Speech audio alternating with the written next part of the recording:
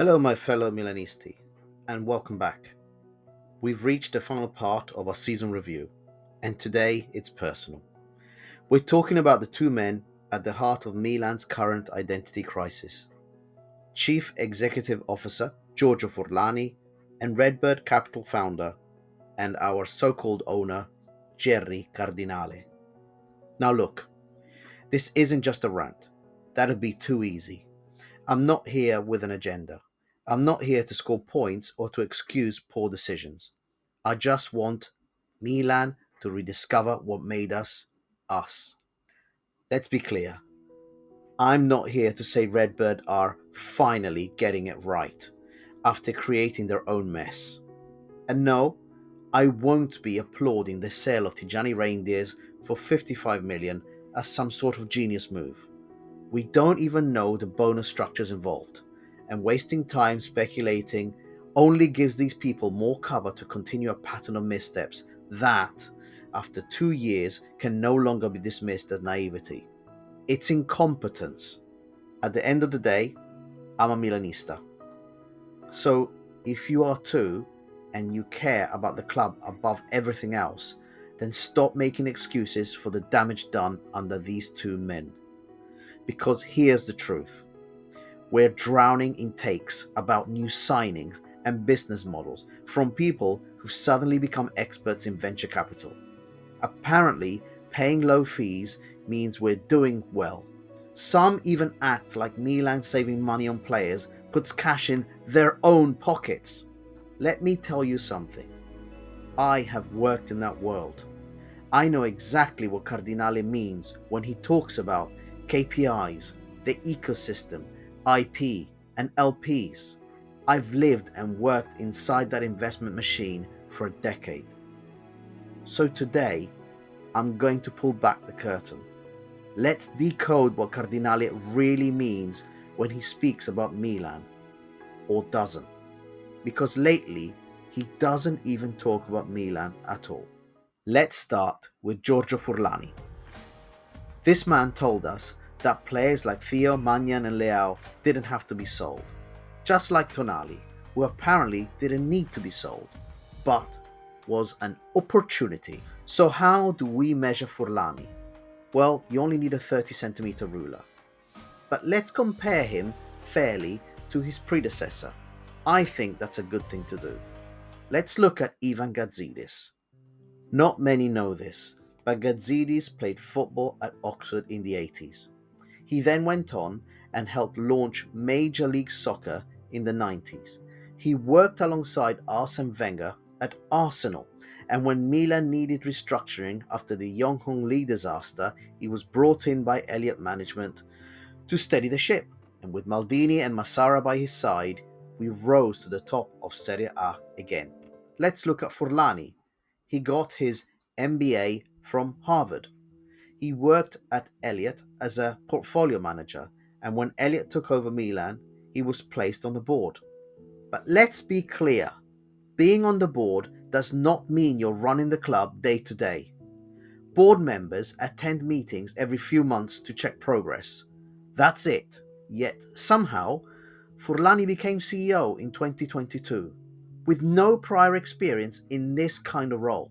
Here's what he said about himself, and I quote his own words: "I was a very involved director before becoming CEO, or, as my predecessor said, a bit too annoying. So I came here somewhat prepared, or prepared enough." I ask you, is prepared enough good enough for an entity like AC Milan? He once joked, "I wanted to be a striker as a kid, but I wasn't good enough, so I took this career path." Well, this is not a joke anymore. In my world, we call people like Furlani opportunistic pathogens, entities that wait for the host to weaken and then infect. In December 2024, Harvard Business School published an interview with him that set the fanbase ablaze. He spoke about Tonali and said, "We didn't sell him because we needed to. We sold him because it was an excellent offer. We earned 70 million euros plus 10 million euros in bonuses. That allowed us to sign 6 new players and revamp the squad. So, Milan is now a trading hub, not a football club with identity. When fans pushed back, he said, "I wasn't prepared for the death threats. That's not something they teach you at Harvard. You know what they should teach you at Harvard? That identity and loyalty can't be measured in spreadsheets." Now, let's talk about the coaching mess.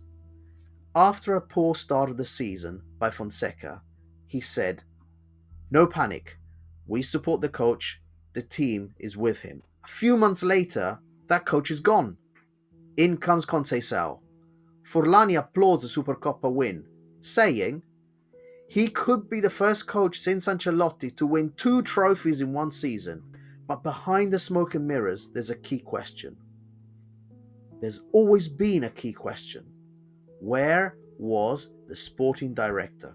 Furlani kept dodging it. He said, "We're evaluating if we should appoint one, but the focus is on finishing the season well."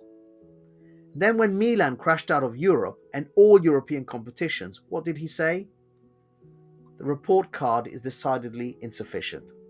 All decisions passed through me." Finally, he took a little bit of responsibility, but that's not enough. Now let's talk about the sales. Tijani Reindeers, gone to City for 55 million euros, arguably one of the top midfielders in Serie A last season by numbers. That price, lowball. Theo Hernandez, reportedly almost sold to Saudi Arabia for 35 million. He refused, looking to stay in Europe. Atletico Madrid have currently walked away. Mike Maignan, Chelsea offered £12.6 million originally. Milan held out for £20 to £25 million. Latest bid, 18 million, rejected. Leao, Bayern reportedly came with a €75 million cash plus player offer. Milan is holding firm at 90 to 100 million euros. His release clause, 175 million euros until July the 15th. So if anything's going to happen, it's likely to be after that. But I ask you, is anyone surprised these players are looking for the exit? People compared it to the Donnarumma and Kessie sagas. That is lazy. That's what I'm here to tell you. Those players were wage maximizing. What we're seeing now is something else. Top players seeing no future at the club. And yet, people still drag Maldini's name through the mud. Let me remind you, Redbird promised us a long-term project. Champions League consistency, a stadium of our own. Today, our squad is mentally broken, physically weakened, and our identity is fading. And Furlani, he has been at the heart of it all. So, today, 14th of June 2025, a sporting director has finally been appointed. But don't let that distract you. Ask yourself, has this CEO shown that he truly loves the club or even understands football? Does he understand what it means to rebuild our identity? Is he competent or just surviving by placing fall guys around him? Let's not forget, Elliott Management still holds a major stake in Milan through a vendor loan. And guess who they wanted in management? That is why Furlani is here. In any other company, after this level of failure, he'd been out. So here's my final thought. Has Furlani suddenly grown some humility? Or is he hiding behind player sales to cover for sporting failures? You decide. As for me, I believe this man's arrogance has torn at the heart of Milanismo. He has set us back 5 years. It'll take that long to rebuild the identity, the structure, and the pride of the club. Winning games alone isn't Milanismo. Trophies, that's Milanismo. But it's also based on legacy, culture, identity. And right now, we've lost all of it. So let's talk about Jerry Cardinale. This man spends more time attending investor conferences or sport investment meetings and giving interviews regarding investment strategies in sport than actually going to the San Siro. Now, this is not necessarily a problem. At the end of the day, he is the owner and his responsibility is primarily financial, especially to his stakeholders. Some of the things he says needs translation, but what you'll notice is a clear pattern of evasion and refusal to accept responsibility. The problem comes when he brings his personal advisor, Zlatan Ibrahimovic, with him and tries to answer questions around the sporting side of the club. Last year, he was at exactly such an event and was asked, after another poor season, if changes would happen at Milan. This is his response, and I quote, "Change is not a bad word. I rely on Zlatan to drive opinion and perspective and advice around your question. I would say everything around Milan needs to change, but maybe evolve is a better word. Change suggests a binary thing where you will radically rip things out. There is no virtue in just doing that. I think evolve is a better way. So we're going to look at processes, personnel. We have a lot of injuries. I'm not satisfied, and Zlatan is not satisfied that we are not number one right now in Serie A. But it's a very young team and a very new team." He was also asked about injuries. If you recollect, last season we had an enormous number of injuries. His answer: "The injuries are dilutive to our value. We are trying to be responsible in the way we construct the player wage bill. So when we do all that work and we show up only to find that the players can't play, what's the point?"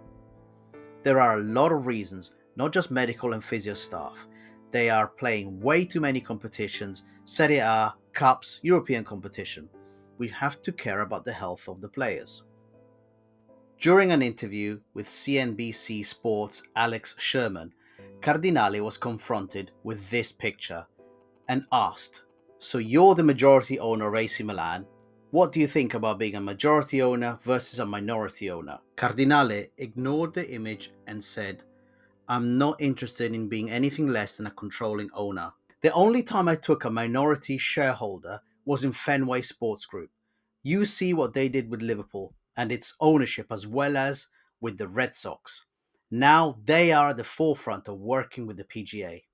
Being a junior partner in all of that taught me."